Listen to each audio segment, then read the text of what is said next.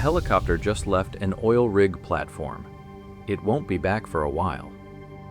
On your screen right now, you're looking at 20 people who decided to stay.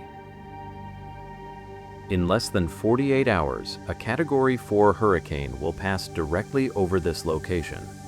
Wind speeds of 150 miles per hour. Why would anyone stay? You're about to understand, but not yet.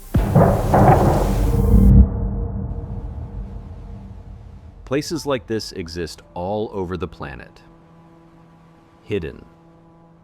Isolated.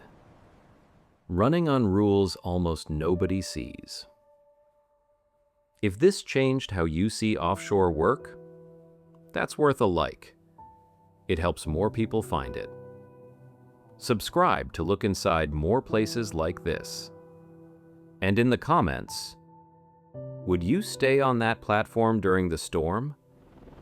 Or take the helicopter out? Normally, 120 people live on this platform. They work 2-week rotations, then rest 2 weeks on shore. But when a storm warning arrives, everything changes. 3 days before the hurricane, monitors in every offshore operation in the Gulf of Mexico light up with the same alert. Yellow alert. It means something might be coming. Basic protocols activate. Structures are tested. Systems are verified.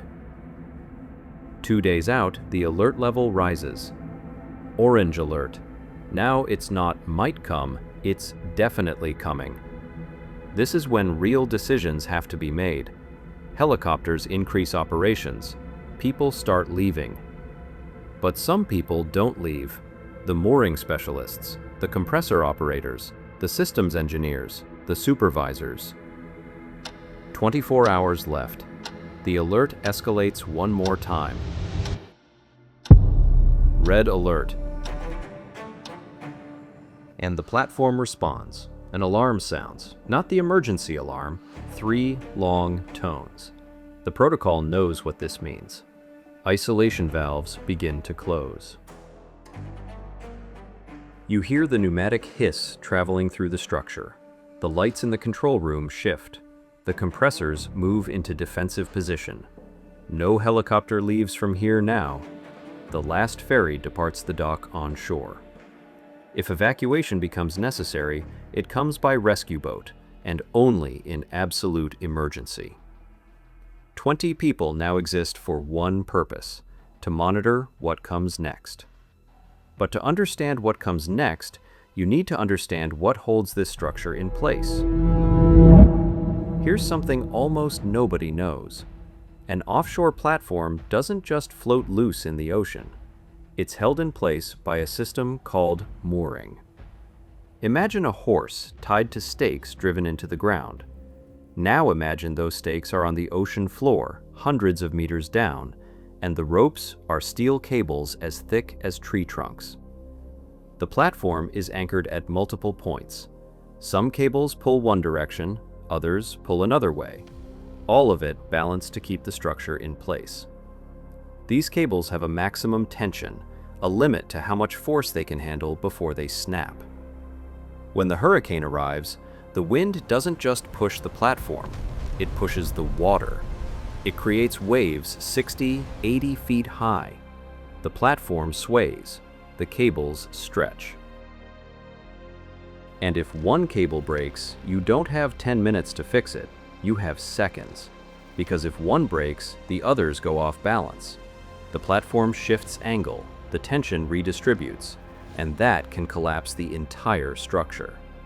So during a hurricane, the work isn't keep the platform standing, it's monitor every cable, every pressure point, and be ready to act when things start to fail.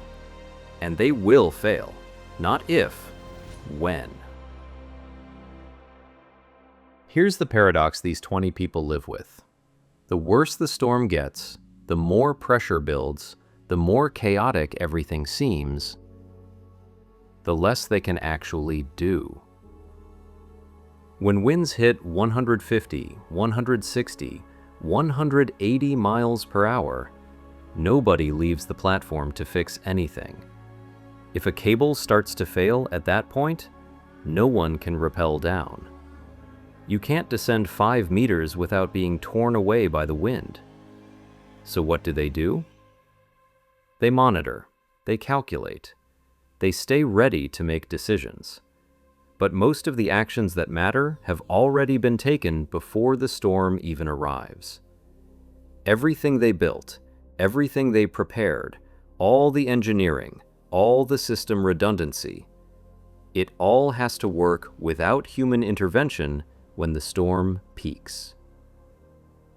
These 20 people are here to watch a machine that was designed to survive without them. And if something goes seriously wrong, if the systems fail, if multiple cables begin to collapse, then yes, then they need to evacuate. But getting off an offshore platform during a Category 4 hurricane isn't an evacuation. It's a rescue operation. People could be hurt. It might not work. So these 20 people stay because they trust the machine won't fail. And because they know, if it does fail, they're the last line of defense.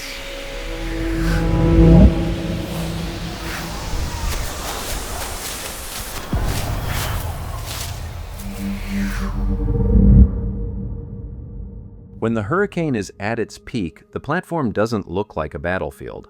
It looks like a quiet control room. But quiet is relative, because the structure sways, 1 to 2 centimeters. You don't see it, you feel it. And the compressors never stop running. It's the sound of the platform breathing. If they stop, everything stops. Here's a detail almost nobody imagines. You don't have a window. You don't have external cameras working in 200 km/h winds. Your only window to the outside world is a number on a screen. Cable tension. If it's up 5%, the hurricane is worse than it was. If one specific point starts to oscillate, a cable is being tested at its limit. That's how you read a hurricane from inside. First day of hurricane. Pure adrenaline. Any data that varies from expected makes someone search the numbers. Every sound gets analyzed. The tension in the room is physical. Second day. Your body wants sleep, but you can't have it. You drink coffee, you switch shifts. Even after 2 hours of rest, you come back exhausted. Third night. The hurricane is starting to pass. The data improves. The wind decreases, the graphs begin to fall. Winds decreasing to 85 knots. And then comes relief. Not the release of tension, the relief of, we made it. You're still in red alert for another 12 hours. The protocols continue, but you know it's over. When the hurricane passes, the helicopter returns. These 20 people leave. No news conference, no awards, no headlines. The next crew is already waiting. Because offshore life isn't made of heroes.